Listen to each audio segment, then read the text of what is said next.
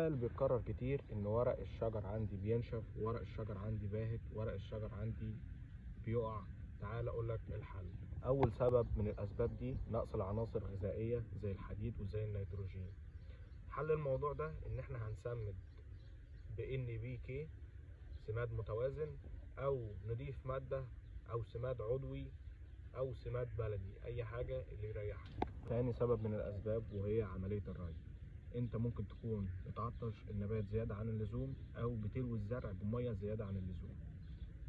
فبالتالي انت لو زودت الميه وزودت الري للنبات هيحصل له عمليه اعفان جذور وتعفن في الجذور، وبالتالي النبات بتاعك هيبدا ينشف ويصفر ويموت. طب لو عطشته النبات هيتعرض لحاله من الاجهاد، وبالتالي هتلاقي النبات بتاعك مريح وبيرجع لورا مش بيتقدم. فاحنا لازم نخلي الارض لا عطشانه قوي ولا فيها ميه بزياده. انت برضو ممكن تتاكد بنفسك من العمليه دي قبل ما تسقي. ممكن تحط صباعك في قلب التربه، لو لقيته لسه عليه طين يبقى الارض او القصيص ده مش محتاج يتسقي. لو لقيته ناشف وصباعك طلع زي ما هو ومعلهوش طين ولا اي حاجه، تعرف ان القصيص ده او الارض دي عايزه تشرب وعايزه تتسقي. سبب من الاسباب برضو دي قله الشمس. زي ما احنا عارفين ان في نباتات او في اشجار بتحب الشمس المباشره، وفي نباتات وحاجات بتحب حاجه مظلله او الضله بمعنى اصح. فانت لو عندك زرعه لازم تخش تبحث عنها وتشوف الزرعه دي بتحب الشمس المباشره ولا الشمس غير المباشره ولا الضله ولا الكلام ده، وتبدا تعدل مكانها عشان تنمو معاك وتبقى في افضل حال. سبب من ضمن الاسباب دي الامراض والافات. ممكن نشوف ورق النبات من ورا، لو لقينا فيه بقع هنلاقي فيه حشرات زي المن والعنكبوت الاحمر.